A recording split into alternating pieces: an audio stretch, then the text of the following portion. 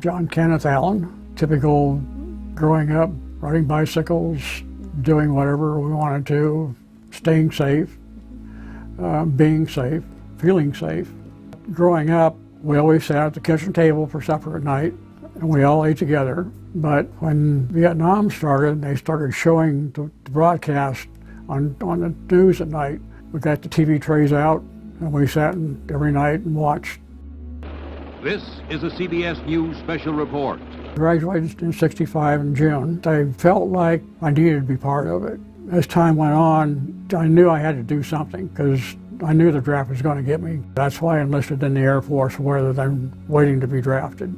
Aptitude-wise, I was in the mechanical area, so I was chosen to be an aircraft mechanic.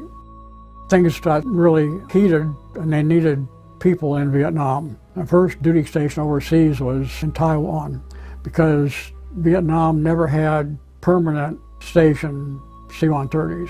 We were always TDY back and forth. Well, going in country the first time, I didn't know what to expect. We did make a few stops at other bases before we actually landed in Cam Ranh Bay. So I got to see some of the terrain more inland and the bomb craters. Like you're flying over the moon. I mean, it was scary. We landed in Cam Ranh Bay, and the doors opened, and it's like a blast furnace hit you in the face. The heat and the humidity. We were not only responsible for the plane on the ground, but they required a mechanic to go along with them just in case something happened to fix, because wherever we would go into, there was nobody to fix something that needed to be fixed.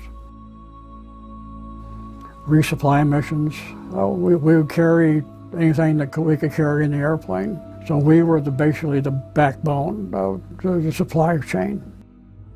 Marines, Army, any place that had a dirt strip, we would go into. Someplace it wasn't safe to land and take off again. So we had to set up a parachute extraction system that would pull the cargo out just above the ground so we could keep on flying because we were being shot at the time.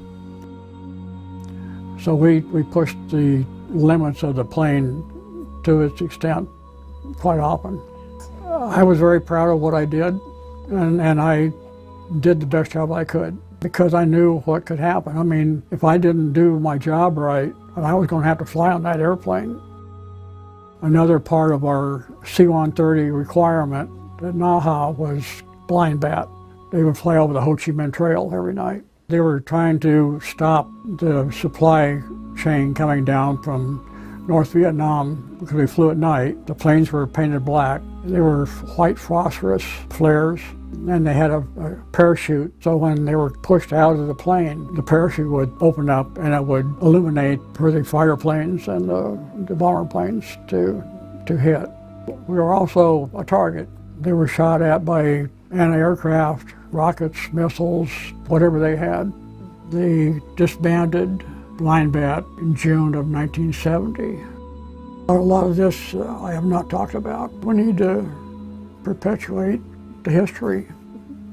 And once I'm gone, it's gone forever. So this was important for me to come in and for you to give me the opportunity. Thank you.